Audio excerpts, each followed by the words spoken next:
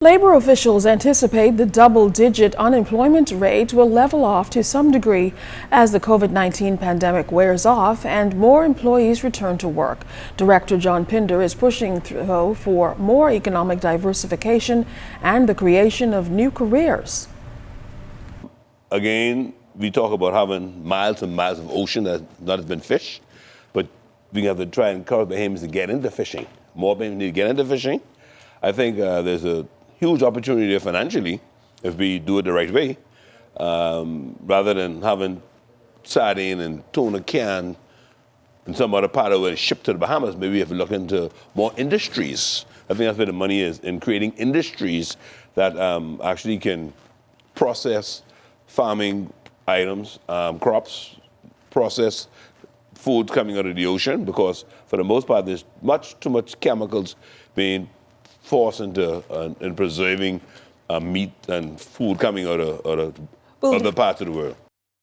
Now, Pinder says he's concerned about employers who may use COVID-19 as an excuse to reduce staff levels, pointing out that further changes on the job must be adjusted through amendments. I think one of the things that needs to happen in the Bahamas too is people need to be given consideration for their good years of service. You could be on the job for 20, 25 years and you never got any problems. You're a very good worker, but then you can have one little disciplinary proceedings in the job contract that speaks to, let's say it speaks to you getting in a fault on the job, could be automatic dismissal. And somebody irritates you one day and you just push somebody. After 25 years of good service, because that's a major breach, you can end up losing your job and not being compensated for those 25 good years of service. So we need to look at these type of things too and cause the private sector to have a little more compassion on the worker. A lot of the major breaches in these contracts need to be reviewed.